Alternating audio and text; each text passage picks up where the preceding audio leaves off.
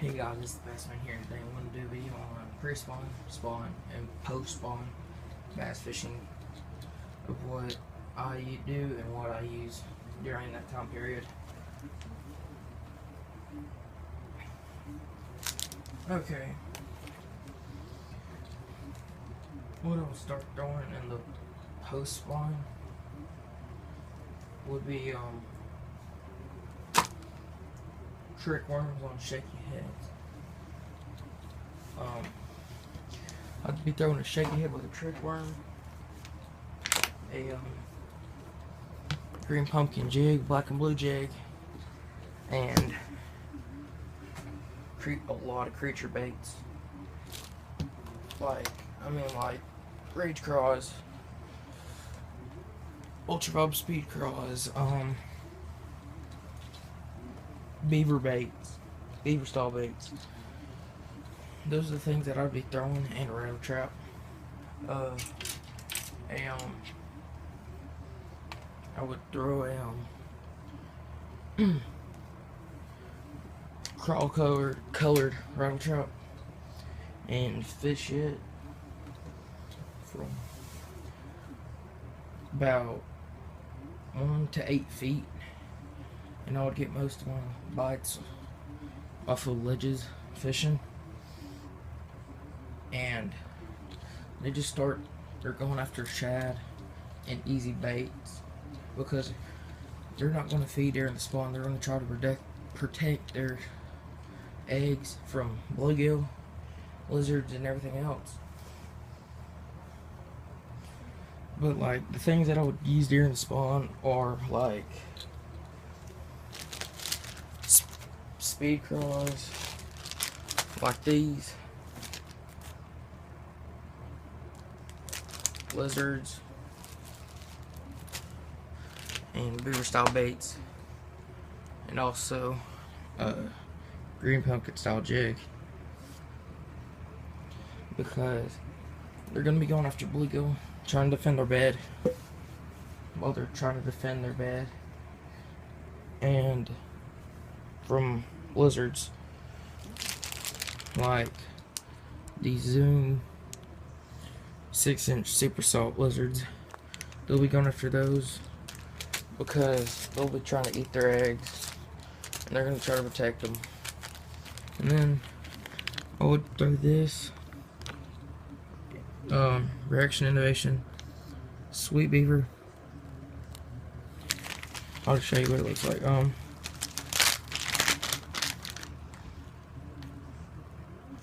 I would throw it with a shaky head or something like that, so it'll make it look like it's goes down into the gravel,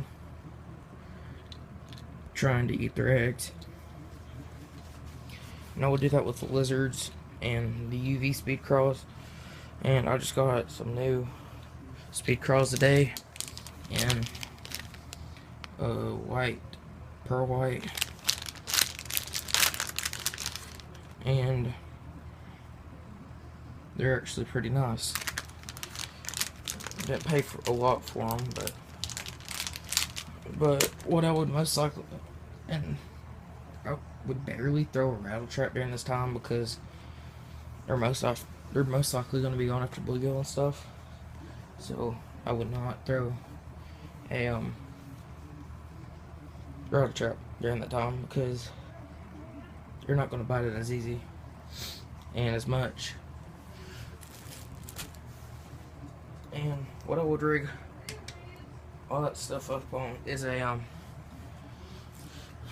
7-foot medium heavy, just a tournament special rod from Bass Pro, and I paired it up with a Ogre Garcia Black Max with 12-pound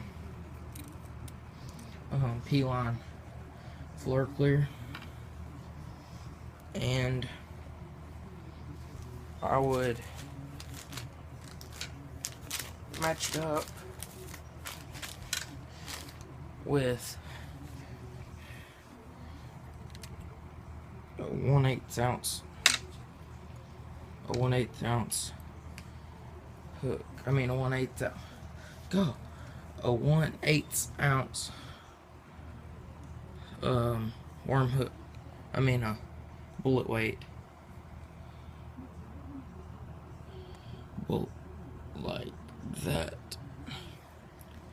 And then I would also throw it on a 3/0 Gamakatsu flipping hook, because if you are fishing beds and you're fishing vertical of them and you need to get a decent hook set on the fish, because them light wired hooks, worm hooks, are not going to stand up if it's a 7 or 8 pound bass, unless you got very, very thick worm hooks, which I don't use many worm hooks when I'm flipping, like if I'm throwing to beds and stuff like that.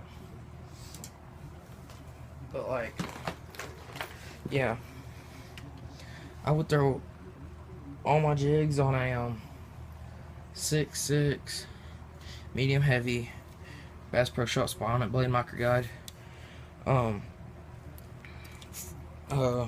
and jig rod with a Pflueger Supreme bait casting reel with 15 pound Floor Clear P-line, and I cut all the little appendages off of one of the speed crawl, and just used it, and it works pretty good, because I'm going to use that as a not a crawl, but like a bluegill looking color, like a little tiny bluegill looking color. And then as it progresses, I'm going to throw a watermelon candy jig with a watermelon candy speed crawl on it, and then I'll eventually move up to a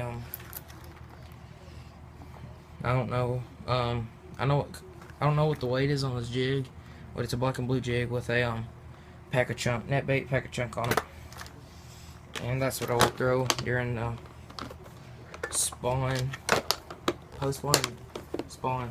And also one more thing that I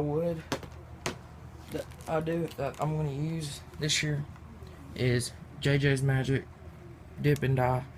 It's, well, I paid, I don't know, I bought 2 bottles of it. This is one of the bottles. I marked it with a pair of Hemostat because I didn't want to break out my new bottle, because I already dipped one of my, on the jig that I have on my jig rod. I've already got a speed crawl on it with dipped claws, and like I'll fish pearl craws and more natural like green pumpkin and all this other stuff. I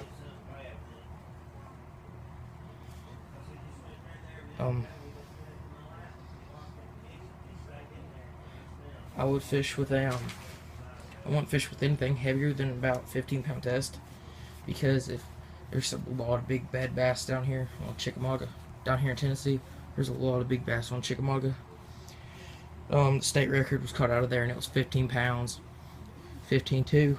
That was the biggest bass ever caught out of Chickamauga so far that we know of, besides the behemoth. And I would throw a lot of like grub. I would throw a grub or 2 and drop shot it.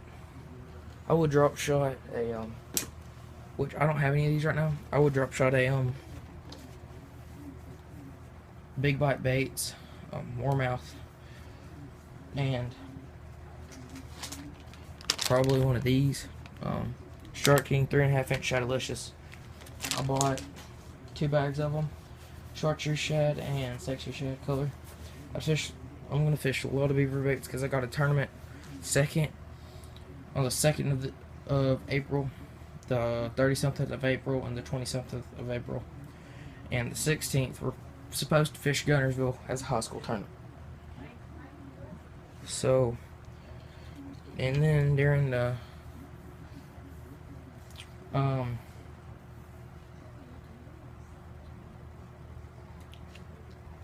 Well, what I meant to say is during the post and pre-spawn. Dang, I don't even know what I'm gonna say now. During the post, pre and post spawn, I would fish rattle traps and stuff like that because they're gonna start moving and they're gonna start going for bluegill and all the other stuff after they got done. But the big mamas, they're gonna be gone because the males are gonna be protecting the eggs. So if you catch a male, then you need to put it back, because even if you're fishing a tournament, you still need to let the fish go, even if it's a keeper fish. Because if you don't, the males are going to get eaten by bluegill, and that's not a good thing around here. Well, that's going to be it for today, guys. This is the Bass Man. Peace. And one more thing, go subscribe to TNT Outdoors too. He makes really awesome videos, and